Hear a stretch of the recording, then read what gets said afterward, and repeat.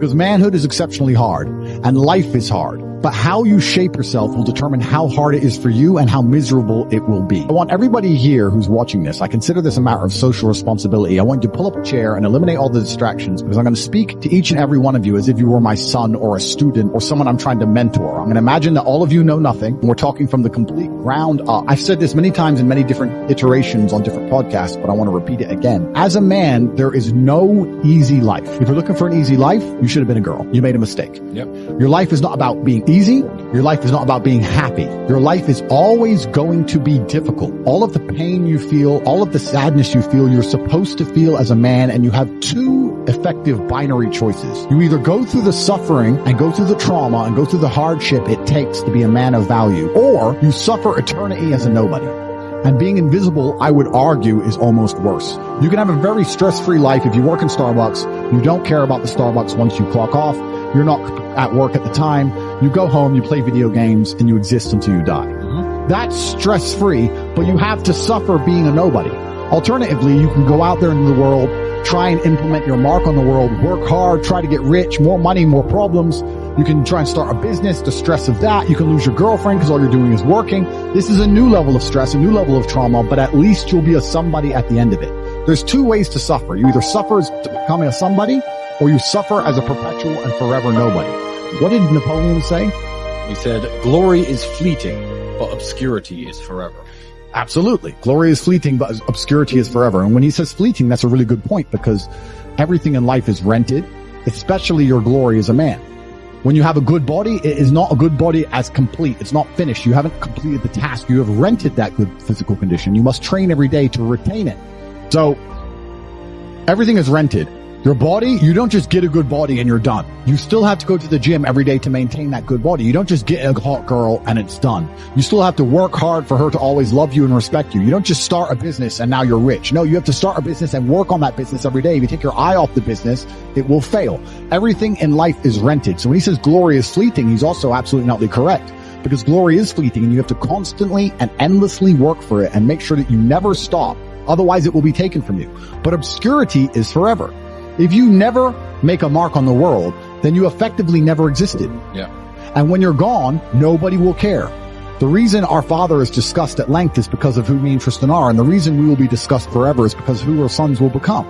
And that's very important, because you have a duty to your ancestors and you have a duty to God. So you must make a choice. And this is genuine choice to you people at home. Do you want to live in obscurity forever and be invisible and not matter and have an easier life?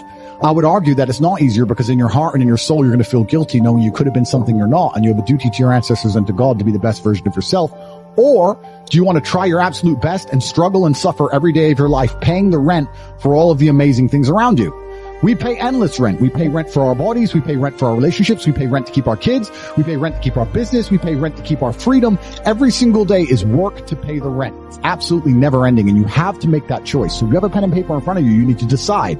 Do you want to be invisible with a lower rent bill, or do you want to be important and work hard and suffer to make sure that the rent is paid? It's a choice you must make, and it's binary, and you must be extremely towards the decision you finally make. So as you're just finding yourselves as men, I understand I have a huge responsibility because of the massive platform I have. There's no doubt about it. I am the largest influencer in this space. I'm perhaps one of, if not the largest influencer on the planet today. And I have a massive responsibility to try my best to improve the world and teach people important things. And it's very difficult, as most of you men are just finding yourselves, trying to figure out what and who you should be in a culture with little to no proper guidance. If you remove me from the internet, you have a whole bunch of loudmouths who have not achieved anything amazing or remarkable in their real lives. Who don't act in a respectful way. Who have not had any real world achievements. There's a few people I can name who aren't like that, but we're generalizing. And then you have a largely matriarchal society and a matriarchal education system that you're beholden to. So who's teaching you to be a man? If you're fortunate enough to have a fantastic father, great. But if you don't, there are very little lessons, and there's basically no guidance out there explaining to you the self-accountability which is required to be a man. Everything we were just saying to you earlier about making the choice of being invisible or being highly important and paying the rent for one of those two choices, that's based around absolute and utter brutal self-accountability. You must accept the decision you want to make, and you must accept that everything is your fault. Everything is on your shoulders, regardless of what God throws at you. Give you an example. Me and you were in jail. Did we still have bills to pay? Did we still have mouths to feed? Absolutely. Did we still have a business to run? We're locked in a Romanian jail cell with no access to the outside world, and we still had responsibilities, and we were still absolutely and utterly accountable for those. We didn't sit and say, well, I'm in jail, so they don't matter. Let them take care of it. No, they do matter. We're men, and they must be handled, and we found a way to handle it regardless. Even though we believe we shouldn't have been in jail, even though it was unfair, even though it was a matrix attack, we still took absolute and utter self-accountability for the situation and all of our problems. We never skipped a beat. We never missed a single payment. We never let anyone starve. We handled absolutely everything from a jail cell. And you have to sit here and understand, most of you are in absolute freedom, not meeting your responsibilities. How are you going to meet your responsibilities if you become important enough to be locked in jail? How are you going to meet your responsibilities when you're heartbroken? How are you going to meet your responsibilities if you lose all your money? And we're not talking just about our immediate family in a selfish way. I'm talking about my employees. I have over 300 plus employees, security guards who rely on their salary that they get from our company to feed their families, and that's their job. It's not their fault I was locked in jail. I'm the man who hired them. I have a responsibility to make sure everyone's salaries are paid, to make sure everyone's family is fine. There's a massive triangle, a massive pyramid built underneath men like us, of people who need to eat, and people who do us a service, and people who need their money in exchange. I couldn't just say, you know what, I'm in jail. They'll understand. What would I expect these people to do? You know, this is their job. They work for me, and it's my responsibility to make sure everyone's getting their paycheck, even if I'm locked away, which is scary, because how would you accomplish the same thing? Imagine you have 3 months. You have 45 minutes on the phone 3 times a week.